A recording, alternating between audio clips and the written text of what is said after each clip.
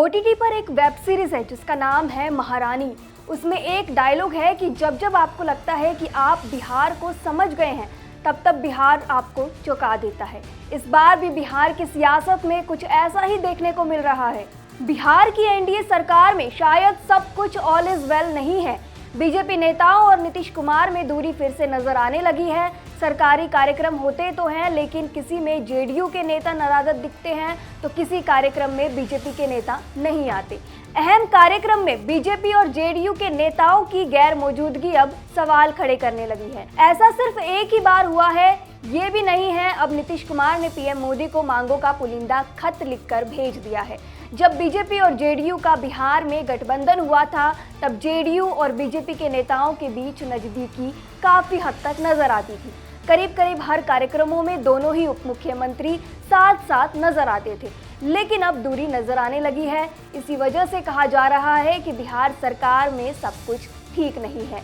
नेताओं के मिजाज में बदलाव का इशारा कहीं सत्ता परिवर्तन की तरफ तो नहीं है। राजनीतिक पंडितों से लेकर सियासी हलकों में भी यह सुगबुगाहट उठने लगी है कि क्या सरकार अपना कार्यकाल पूरा कर भी पाएगी या नहीं।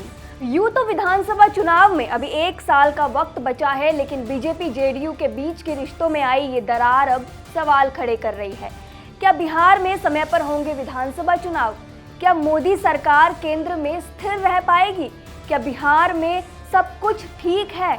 अब आपको उन कार्यक्रमों के बारे में बताते हैं जिनमें बीजेपी और जेडीयू के नेता नदारद नजर आए। कहा यह भी जा रहा है कि चुनाव से 1 साल पहले दोनों दलों की दूरी नुकसान पहुंचा सकती है और विपक्ष इसका मजा लूट सकती है। अब हम आपको वो सबूत दिखाते हैं जिनसे ये कयास लगाए जा रहे हैं कि बीजेपी और जेडीयू के बीच अब दूरियां बनती जा रही है। दरअसल 19 सितंबर को पटना के बापू सभाघर में वेस्ट मैनेजमेंट को लेकर एक प्रोग्राम होना था, जिसमें राज्यपाल विश्वनाथ आलेंकर भी मौजूद थे।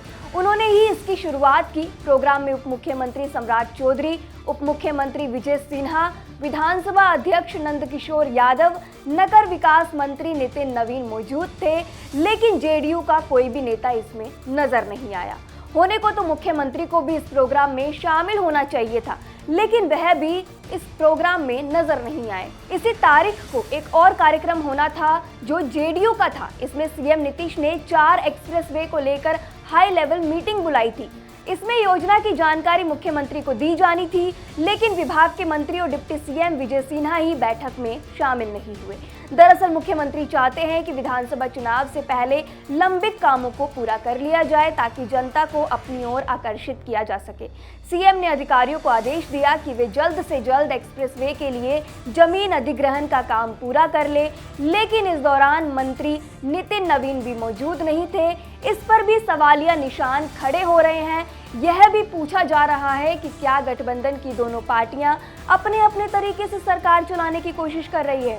तो वहीं कुछ दिन पहले नवादा अग्निकांड के बाद नीतीश कुमार ने लॉ एंड ऑर्डर को लेकर एक अहम बैठक बुलाई, लेकिन इस बैठक में ना तो एडीजी मौजूद थे और ना ही मुख्य सचिव और डीजीपी, ना ही उप मुख्यमंत्री सम्राट चौधरी और विजय सिन्हा इस बैठक में नजर आए। 21 सितंबर को भी एक सरकारी कार्यक्रम में पर्यटन विभाग की कुछ योजनाओं की मुख्यमंत्री नीतीश कुमार ने समीक्षा की, जिसमें मंत्री और बीजेपी नेता नीतीश मिश्रा गायब रहे।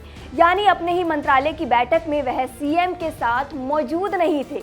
बीजेपी और जेडीयू के बीच रिश्तों में आई इस दरार से वाकिफ आरजेडी भी है, इसलिए तेजस्वी यादव लगातार इसे लेकर मुख्यमंत्री को घेर रहे हैं। जबकि राजद प्रवक्ता पाला बदलने की बात करने लगे हैं। उन्होंने कहा कि नीतीश कुमार एक बेमैल गठबंधन का हिस्सा है। भले ही बीजेपी और जेडीयू के बीच मसला कोई भी हो, लेकिन बिहार की राजनीति को जानने वाले राज्य में अस्थिरता के माहौल की बात कहने लगे हैं। हालांकि इस पूरे मसले पर बीजेपी और जेडीयू के बीच आई दरार पर आप क्या कहेंगे? कि आपको लगता है वाकई दोनों पार्टियां अलग हो सकती है, या फिर बिहार में विधानसभा चुनाव से पहले सरकार गिर सकती है, या फिर दरार इतनी बढ़ सकती है कि विपक्ष को इसका भरपूर फायदा होगा? आपकी जो भी राय है हमें कमेंट सेक्शन में जरूर बताएं। शुक्रिया।